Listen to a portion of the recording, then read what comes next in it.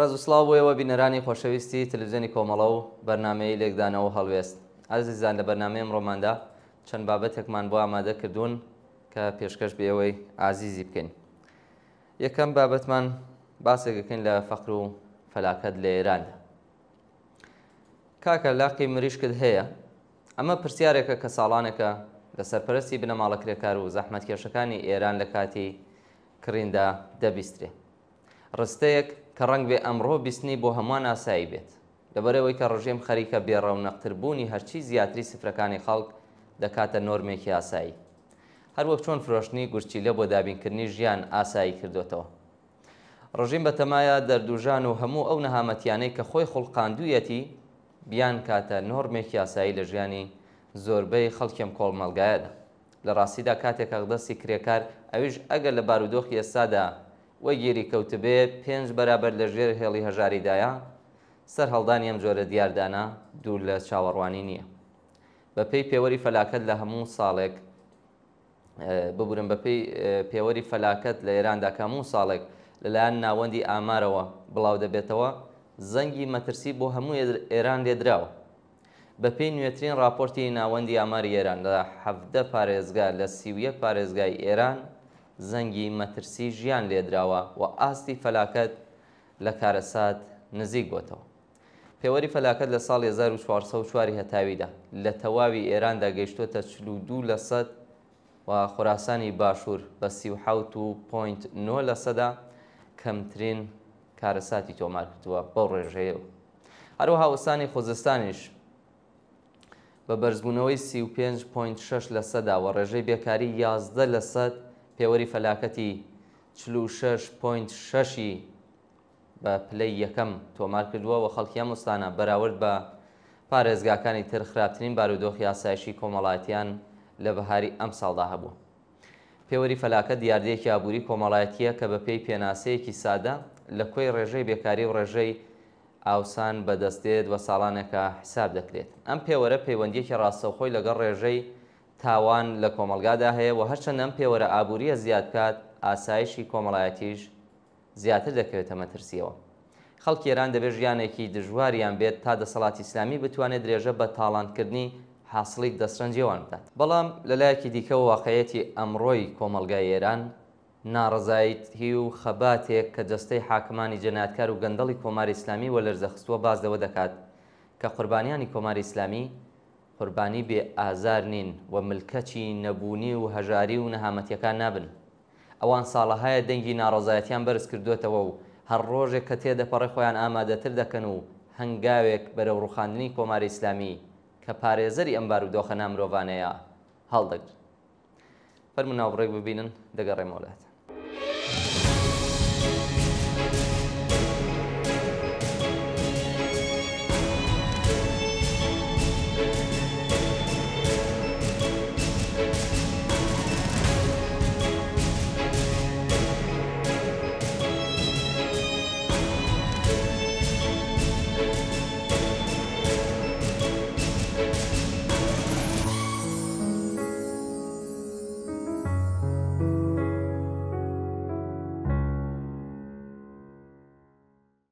سندوقی تامینی ئیجتیماعی دەوڵەمەند بەڵام مایەپووچ.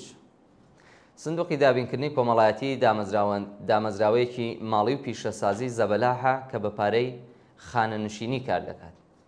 کەڵەکە بوونی ئەم سەرمایە گەورەیە لە ناو سندوقی تامینی ئیجتیماعیدا بۆتە هۆیەوەی کە ئەم سندوقە وەک دامەزراوەیەکی گەورەی ماڵی و سەنعەتی ئێران بناسرێت.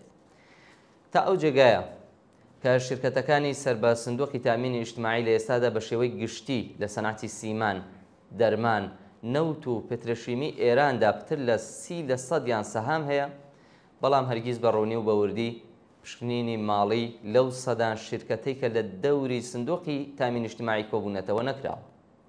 هەر بۆیە بەڕێوەبەرانی دەوڵەتی سندوقی تامینی ئیجتیماعیان کردووەتە ڕمبازگەیەک بۆ گەندەڵی مافیایی خۆیان. جگە لەوەی کە سەهمی دەوڵەت بەم سندوقە پەرداخت ناکرێت، بەردەوام دەوڵەت لە کاتی کەسریێنانی بودجە بەردەوام قەرزی لێ دەکات و نایداتەوە.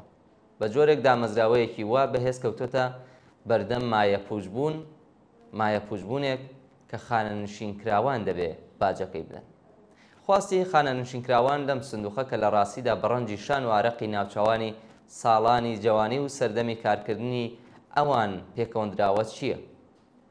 خانە نوشینکراوان خواستەکانی خۆیان بە بەردەوامی لە کۆبوونەوە و خۆپێشاندانەکانیاندا دەربڕیوە. بە کورتی ئەوان دەیان هەوێ پێش هەموو شتێک شەفافیەتی دارایی ئەو سندوقە دابین ببێت و پاشان هەموو قەرزەکان بەم سندوقە بدرێتەوە.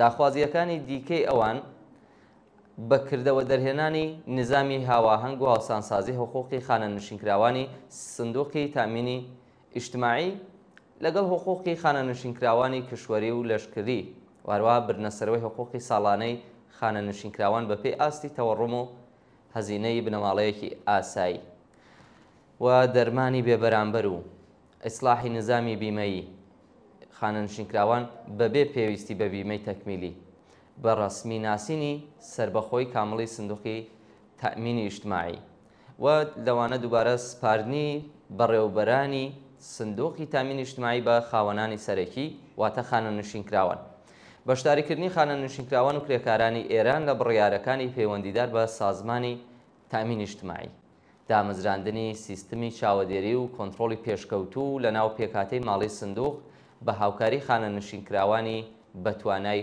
ئەم بوارە. پێویستە خەباتی ڕێکخراوی ئەم دوایانەی خانە نوشینکراوان لەلایەن گشت ژنان و پیاوانی کرێکارە و پشتیوانی لێ بکرێت، لەبەرەوەی کە هەر هەمویان لە قۆناغێک لە ژیانیاندا دەکەونە پێگەیم خەباتکارە مافوازانەوە. ڕێگری لە تاڵانکاری دەوڵەت دژ بە کرێکاران پێویستە لە بیرمان نەچێتەوە کە خەباتی ئێستای خانە نوشینکراوان لە هەمان حاڵدا کە لە ڕێگەی پشتیوانی گشت کرێکاران و ڕێکخراوەکانیان بەهێز دەبێت، ئاستی خەباتی کرێکارانیش دەباتە قۆناغێکی دیکەوە کەوابوو پێویستە بە هەموو شێوەیەکی گونجاو و مۆیەسەر چالاکانە پشتیوانیان لێ بکردێت.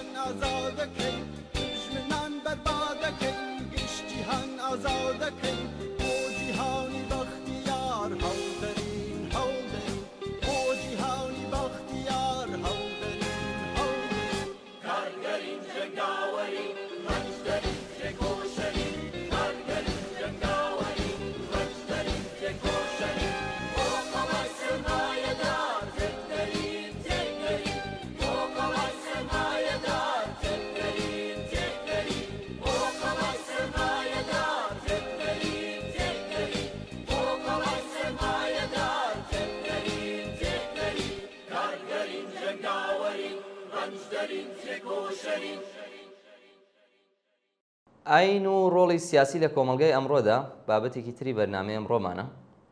ئاین لە کۆمەلگای چینایەتی ئەمڕۆدا لە هەمان حاڵدا کە بیر و باوەڕی جەماوەری بەرینی کۆمەلگا پێکدێنێ ئامرازێکە لە دەست سەرمایەداران و دەوڵەتەکان تا لەو ڕێگەیەوە لە خەباتی جەماوەری خەڵک بۆ گۆڕینی بارودۆخی ژیانیان لەم جیهانە ڕێگری بکەن.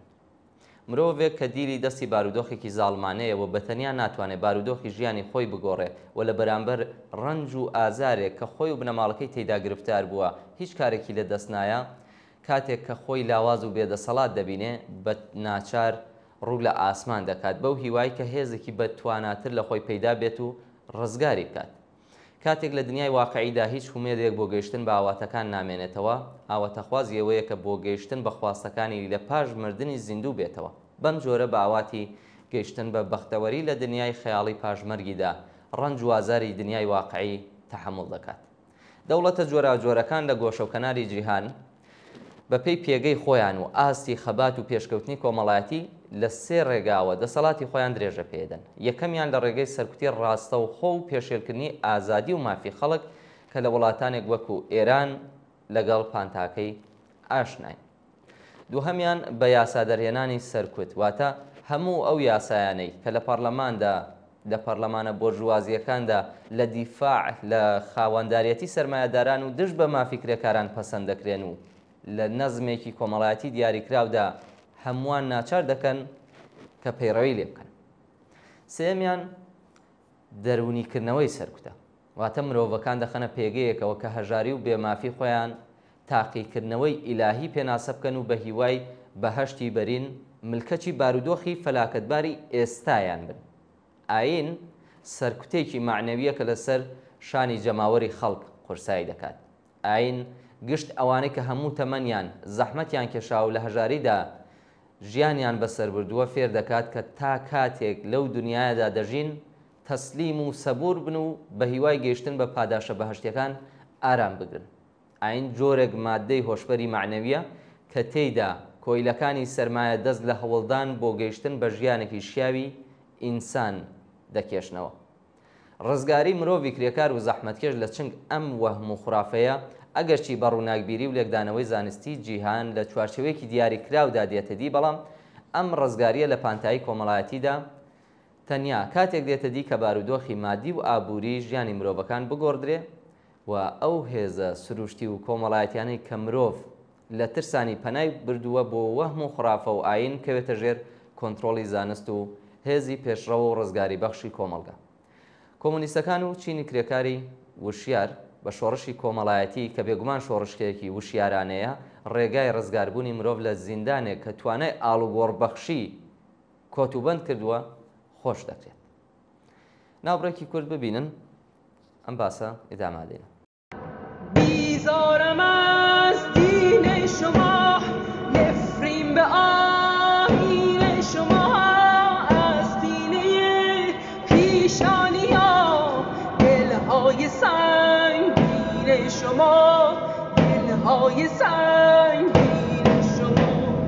ای شهر بی آیین شده، ای مردم غمگین شده، ای عالمی بیدین شده از عهد ننگین شما، از عهد ننگین شما. بیزارم از دین شما، نفرین به آیین شما، از سینه پیشانیان دلهای سنگین شما، دلهای سنگین شما. لە درێژەدا باز دەواکەین کە سێ ئامرازی سەرەکی کە دەبنە هۆی زاڵبوونی ئاین بەسەر بیر و زەینی جەماوەری هەژار و بێبەشی کۆمەلگا بریتین لە چی؟ یەکەم بەهرەمەندبوون لە ئیمکاناتی ماڵی و تەبلیغاتیە کە دەوڵەتەکان دەیخەنە ئیختیار پەرەپێدەران و بۆنگاینیەکان. دووهەمیان دەخاڵەتدانی یاسای شەرعی و باوەڕی ئاینی لە ئیدارەکردنی کاروباری دەوڵەتە. سێهەمیان ڕاهێنانی ئاینی لە شوێنی پەروەردە و لە مەدرسەکانە. جیایی مەسەب لە دەوڵەت بەمانای هەڵوەشانەوەی هەموو جۆرە هەڵاواردنێکە لە ئاست پیشە دەوڵەتیەکان و مافی ئینسانەکان بە پێی باوەڕمەندبوون و بێ باوەڕیان بە ئاین. واتە ڕێگری لە تەرخانکردنی هەموو جۆرە یارمەتیەکی ماڵی و غیرەماڵی دەوڵەت بە ناوەندە ئاینیەکان و چالاکیەکان. مەودای دەرسی و نەریتی ئاینی لە مەدرسە و دامەزراوە ئامۆزشیە دەوڵەتیەکان. واتە هیچ ئاینێک باینی ڕەسمی نەناسرێت لە وڵاتێکدا. ئاین بابەتی خصوصی کەسەکان پێناسە بکرێت و هەمووان لە باوەڕمەندبوون و بێ باوەڕمەندی بە ئاین ئازاد بن تێیدا. خواستی جیایی مەسەب لە دەوڵەت دروشمێکە کە سەرەڕای نیشاندانی دژایەتی ئێمە لەگەڵ ئاین وەک بابەتێکی دەوڵەتی بەڵێنداریمان بە نیسبەت ئەسڵی ئازادی بێشەرت و مەرجی بیر و بۆچوون نیشان دەدات. واتە تیشک دەخاتە سەر ئەم ئەسڵە کە دەسەڵاتی سیاسی و حکوومەتی سوسیالیستی دوا ڕۆژ دژ بە جەبر و زۆر و پشکنینی بیر و باوەڕ و هەڵاواردن و بربەستی یاساییە دژ بە کەسە ئاینیەکان و لە پێناو ڕەخنەگرتن و پەراوێزخستنی بیر و بۆچوونی ئاینی لە کۆمەلگادا. هیچ شێوازێک بێجگە لە خەباتی تێۆریک و ڕووناکبیرانە و ڕاهێنان و بە قەنەعەتگەیاندن ڕێگە پێدراو نییە، تەنانەت دژ بە دین وەک بابەتێکی شەخسی.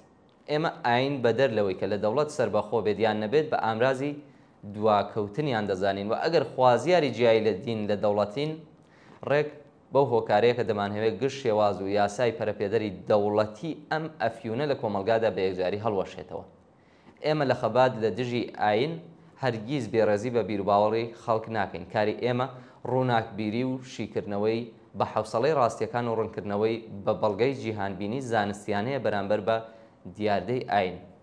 چالاکی و خەباتی ئێمە دژ بە ئاین نەتەنیا نابێ ڕێزی هاوپشتی خەباتکارانەی چینی کرێکار دژ بە سەرمایهداران لاواز بکات، بەڵکو پێویستە ئەم ڕیزە چینایەتیە بەهێزتر بکات.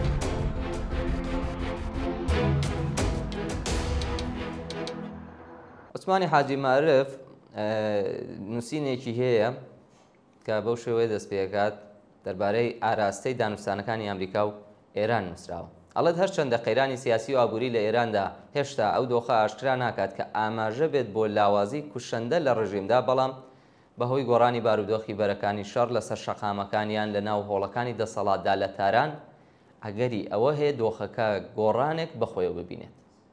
سەبارەت بە گۆڕینی ڕژیم لە ئێران سەرەتای شەڕ ئیسرائیل سەرقاڵیەوە بوو و بانگەوازیەوەیە کردو ڕاگەیان کە کاتیەوە هاتووە کە خەڵکی ئێران لە دەوری ئاڵاکەی و میراتی مێژووی خۆی بە خۆڕاگریەوە بۆ ئازادی لە بەرامبەر ڕژیمی خراپ و چەوسێنەردا یەک بگرن.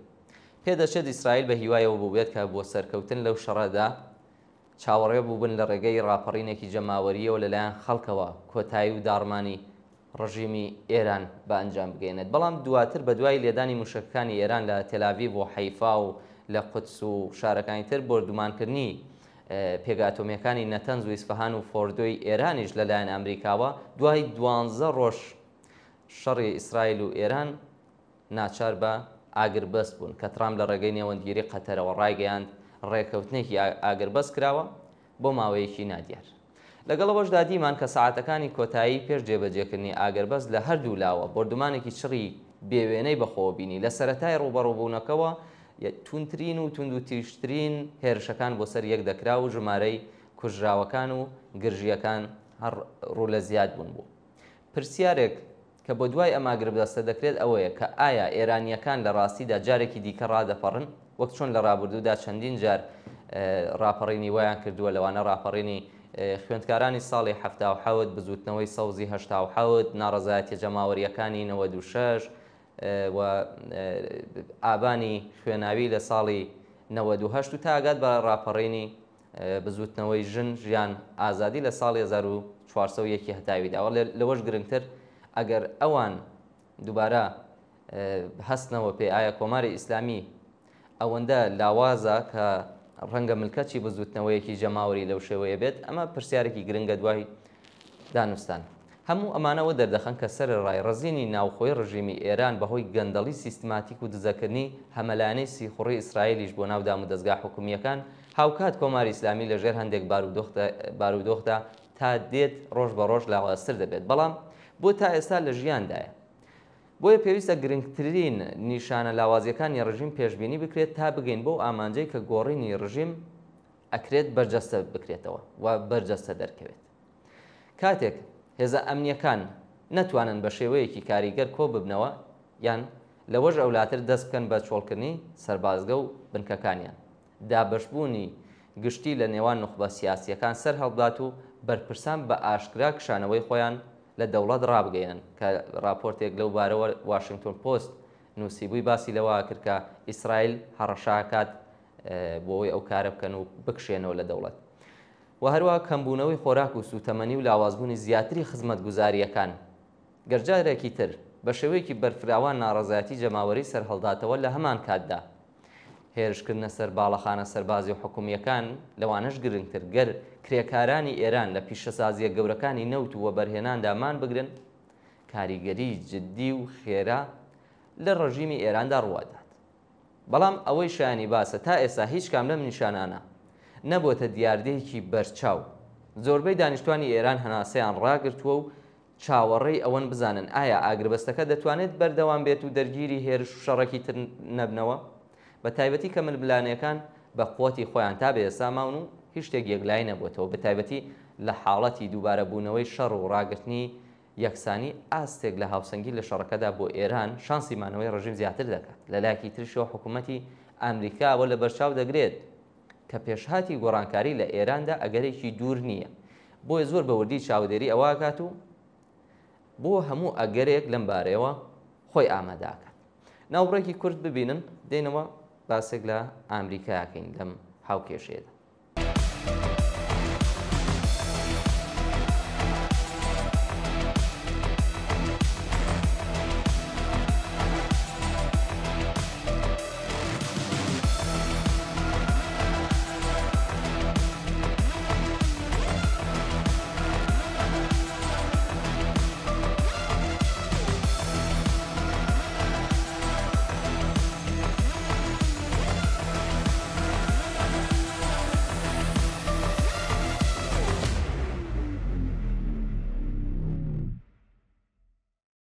ئەمریکا لە دۆخی ئێستای ڕۆژهەڵاتی ناوڕاستدا نایەوێت دەرگیری شەڕێکی درێژخایەن بێت لەگەڵ ئێراندا بەڵکو چاوەڕێی ڕووداوەکان دەکات بەڵام ئەگەری ڕوخانی ڕژیمێکی پاوان خواست کە زیاتر لە 4 دەیەوێراکاری لە ناوچەکەدا کردووە گەورەترین ناحەقی و سەرکوتکردنی بە دانیشتوانی ئێران کردووە ئەگەری ئەوە هەیە ڕاگررتنی ڕژیمێکی لەو چەشنە ئاسان نییە بەڵام پێ ناچێت لەم بارەیە و تا ئێستا ئەمریکا توانی بێتی ئامادەکاریە گەنجام بدات و ئالتەرناتیڤێکی بە متمانەوە و سەرکەوتووی پاشکۆی بەرژەوەندی و سیاسەتەکانی خۆی بۆ دوا ڕۆژی ڕوخانی ڕژیمی ئێران ڕاگەیەنێت هەر بۆ مانایەش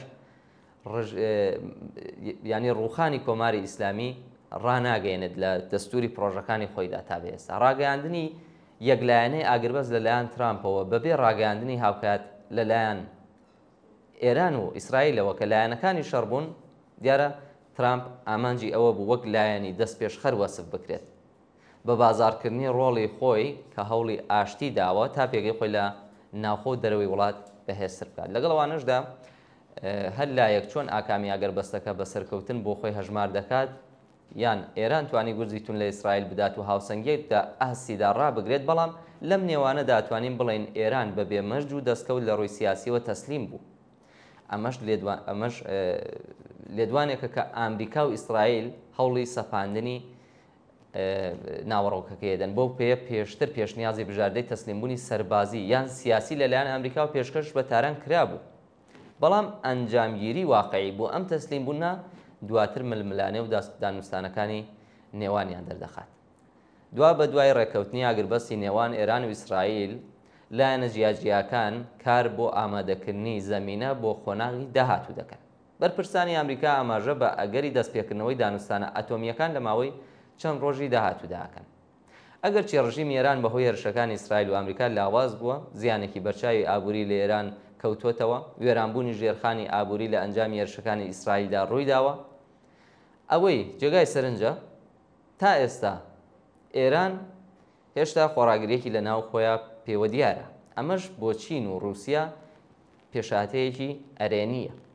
هەرچەندە هیچ کام لەم دوو وڵاتێک کە باسمان کرد واتە چین و رووسیا ئامادە نەبوون لە ڕووی سەربازی و یارمەتی ئێران بدەن و دەست پێوەردان بکەن لە شەڕێکدا بە دژی ئیسرائیل، بەڵام ئەگەر ئێوە هەیە لە ڕێگەی پەیوەندیەکانیان بە ئێرانەوە لە دانوستانەکاندا پشتیوانی بۆ ئێران نیشان بدەن. لە ماوەیەکی نزیکدا ئێران بۆ پتەوکردنی هەڵوێستەکانی لە وتوێژەکانی داهاتوو لەگەڵ ئەمریکا گومانی تیانە کە داوای پشتیوانی دیپلۆماسی لە پێکەن و مۆسکۆ دەکات. وا پێدەچێت هەردوو لایەن ڕووسیا و چین زیاتر لە ئامادەییدا دەبن بۆ ئەوەی ئەم داواکاریانە لە خۆ بگرن، تەنانەت ئەگەر تەنها بۆ ڕوبەڕووبوونەوەی واشنگتۆن و هاوپەیمانەکانیشیان بێت. هەروەها چین داوای دڵنیایی دەکات کە ئاگربەستەکە بەردەوام بێت و بازرگانیکردن لە ڕێگەی تەنگەی هورمەزەوە بێبەربەست بمێنێتەوە، چونکە بۆ چین و بۆ بازرگانی چین زۆر مهمە. جگە لەوەش چین هەوڵ دەدات ئەم ڕووداوە بخوازێتەوە بۆ پێشخستنی دەست پێشخەری ئاسایشی جیهانی خۆی لە دژایەتیکردنی ڕێبازی ئەمریکا لە کاروباری نێودەوڵەتیدا. بە هەمان شێوە پێدەچێت ڕووسیاش بە جۆرێک فەرامۆشی ئیدانەکردنی فەرمی چالاکیە سەربازیەکانی ئەمریکا و ئیسرائیل بکات.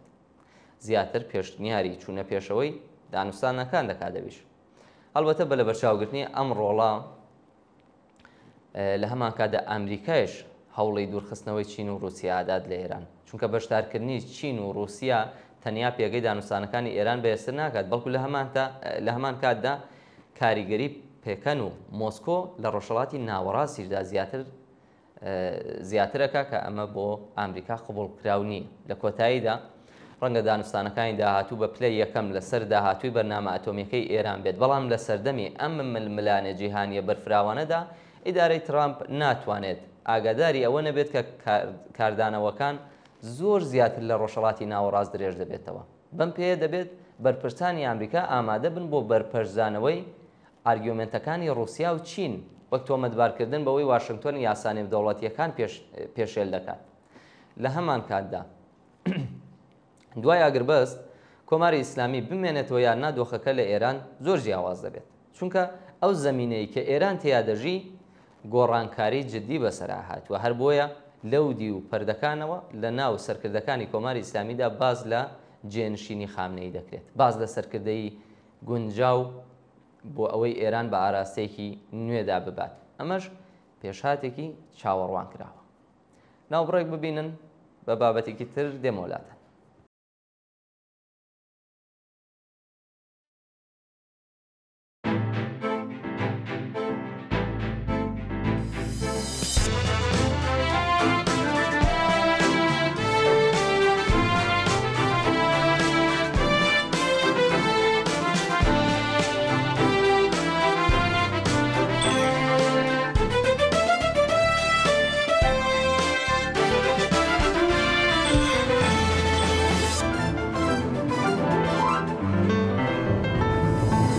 لەژێر پێماندا لەرزێت ژینجینە و بوژایەوە گونگی قینی خەڵکە دیسان سەر لە نوێ ڕاسایەوە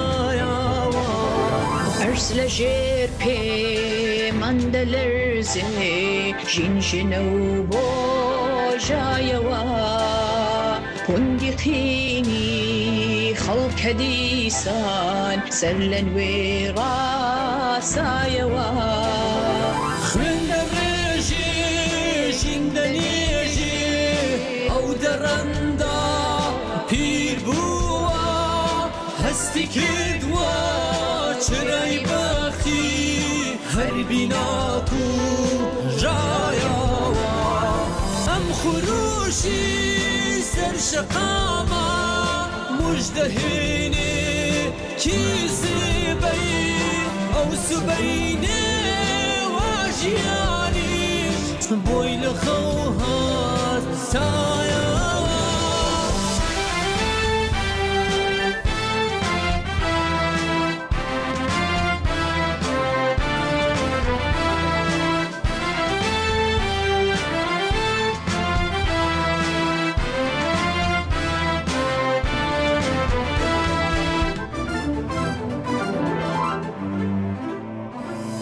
هەر لەسەر مەودایە بەندە تەخت و بەختی ملهوڕی گول لە یامانەی هەبوونی گیرە بەو هەودایەوە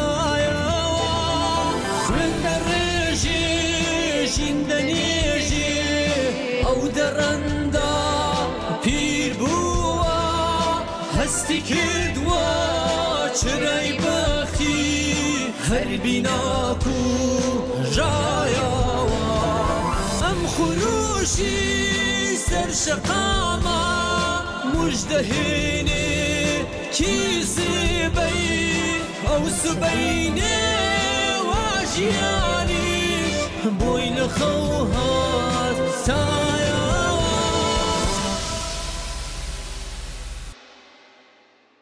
خەتنەکردنی کچان و دواهاتەکانی دڵتەزێنی ئەم کارەساتە دوا بابەتی بەرنامەی ئەمڕۆمانە. نوقسانکردنیان کە مندامکردنی کچان لە تەمەنی منداڵیدا یەکێک لە دڵتەزێنترین شێوازەکانی مناڵازاریە کە لەسەر هەموو ساڵەکانی دواتری ژیانیان کاریگەری دادەنێ. بە پێی ئاماری ڕاگەیەندراو لەلایەن ڕێکخراوی یونیسێفەوە پتر لە 200 ملیۆن ژن لە وڵاتە جۆراوجۆرەکانی جیهاندا ئەم کردەوەیان بەسەر هاتووە و ساڵانە 3 ملیۆن کچی دیکە بەرەوڕووی ئەم مەترسیە دەبنەوە و تا ساڵی 2030 زاینی 68 ملیۆن کەسی دیکە مەترسی بەسەرهاتنی ئەم کردەوەیە هەڕەشەیان لێ دەکات.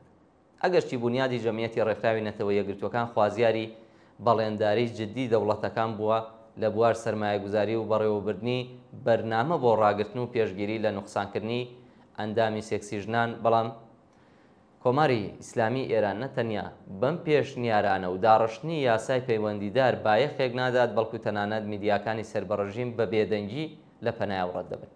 هەروەها راپۆرتەکان لە گۆشە و کەناری ئێران باز لەوە دەکەن کە بەرپرسانی ڕژیم لە چالاکی وشیاری دەرانە و فێرکاری گروپی خۆبەخش و مرۆڤ دۆست لەم بوارەدا ڕێگری دەکەن و لە ئاست بەکردەوە دەرهێنانی ئامانجی ئینسان دۆستانەی ئەوان بیان و دێننەوە. لێکۆڵینەوەیەکی مەیدانی نیشان دەدات کە لە 6 پارێزگای ئێران واتە کوردستان، ئازەربایجانی غەربی، کرماشان، ئیلام، لوڕستان و هۆرمۆزگان نوقسانکردنی ئەندامانی جنسی ژنان ئێستاش ئەنجام دەدرێت. بۆ نمونە 83% ژنان لە قشم و 70% ژنان لە میناب نوقسانی جنسی کراون. نزیک بە 56% ئەو ژنانی کە سەردانی ناوەندە تەندروستیەکانی شارستانی ڕەوانسەری کوردستانیان کردووە ئەم کردەوەیان بەسەردا سەپا. بەپێی ئەم لێکۆڵینەوانە بە شێوەی گشتی بەراورد کراوە کە نزیک بە 70% خەتەنەی ژنان لەم 6 پارێزگایدا ئەنجام دەدرێت. ئەگەرچی سنەتی خەتنەی ژنان لە ئێران ئەساسەن لە ناو خەڵکی سونی مەسهەبدا زۆرتر باوە، بەڵام هەل لەم لێکۆڵینەوەیەدا نیشان دەدات کە هەندێک لە ژنانی شیعەش کە لە نزیک ناوچە سونی نشینەکان دەژین دەست دەدەنە خەتنەکردنی کچان و ئەوەش لە حاڵێکدایە کە لە ڕابردووشدا ژنانی کوردی بەشێک لە کرماشان و ئیلام کچەکانیان خەتنە دەکرد. لە هەندێک بنەماڵە متعاسبە مەسەبیەکان خەتنەکردنی کچان وەک فەرزێکی دینی چاو لێ دەکەن و هەر بۆیە کچان لە تەمەنی 4 تا 6 ساڵی بەدەستی ژنانی ناشارەزا بە ئامرازی ناتەندروست دەستپێردێن تا ئەندامی هەستیاری جنسی ئەوان قەتع بکەن و بەگومانی خۆیان کچەکەیان لە داهاتوودا لە بەلاڕێداچوونی جنسی و چێژ دوور بخەنەوە و بە هاوسەرەکەی وەفادار بمێنێتەوە. لە ڕوانگەی کۆماری ئیسلامیەوە خەتەنەی ژنان تەوەرێکە کە بە ئاینی سونیەوە پەیوەندی هەیە و هەر بۆی هەتا ئێستا دەوڵەتی ناوەندی شیعەی ئێران کردەوەیەکی لە پێناو هەڵچنینی ئەم سونەتەدا ئەنجام نەداوە.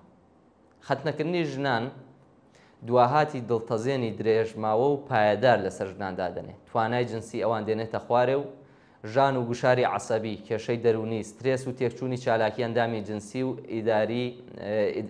ئیدراری و هەروەها زیان گەیشتن بە باقی ئۆرگانەکانی دیکەی لێ دەکەوێتەوە.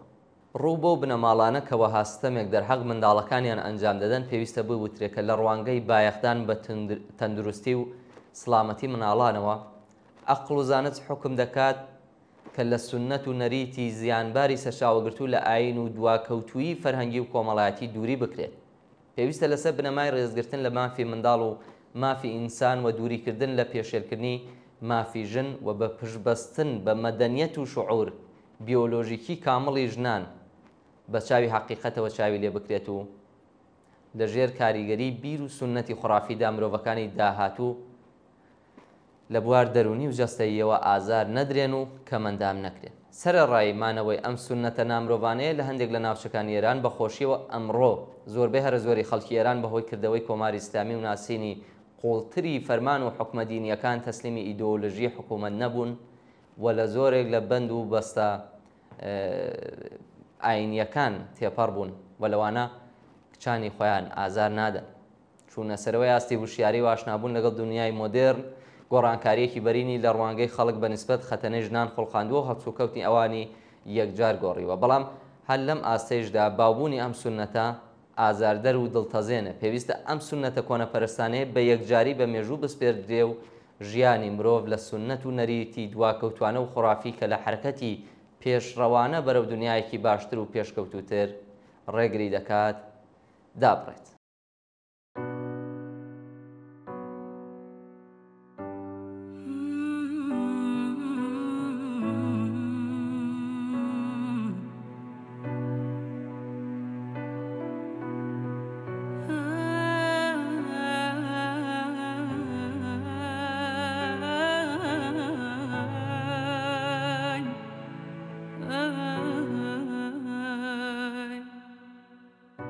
لدفتری قوتابخانەم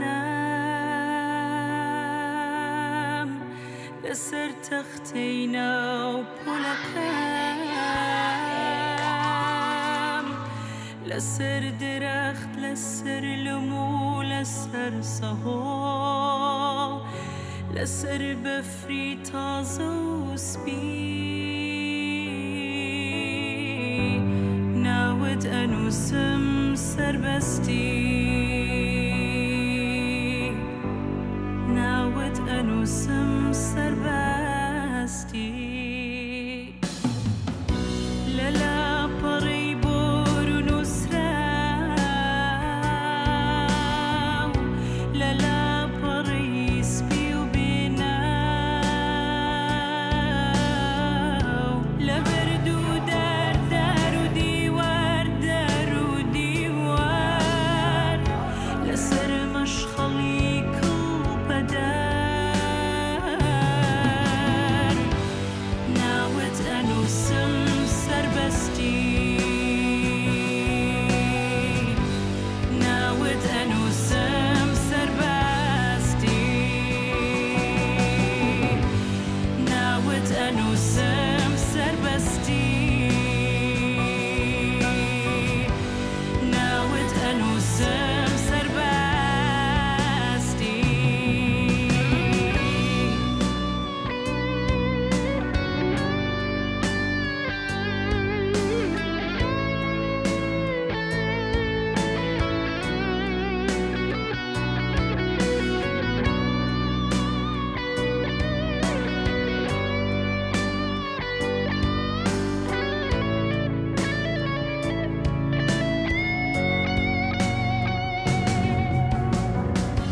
لەسەر وێنە و نەخشی زێڕین لەسەر چەکی جەنگاوەرە لەسەر تاج و تەختی زێڕین لە جەنگەڵ و دۆڵ و بیابان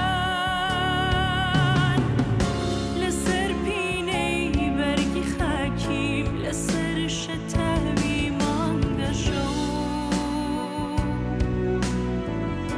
لەسەر مەچەکی ماندووی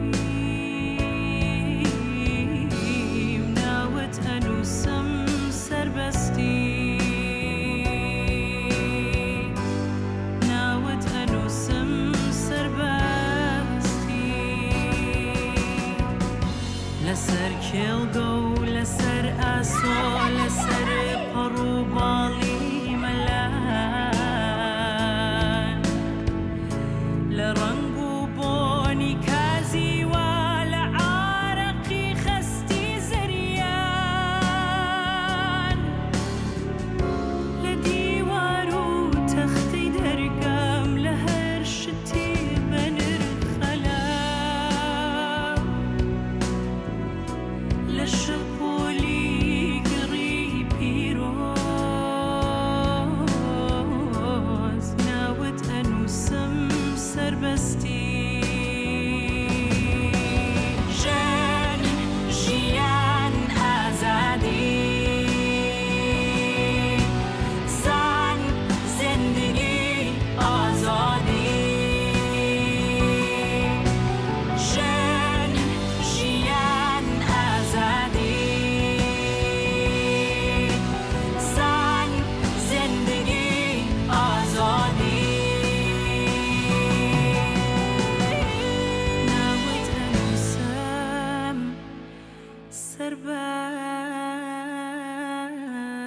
سەربەستی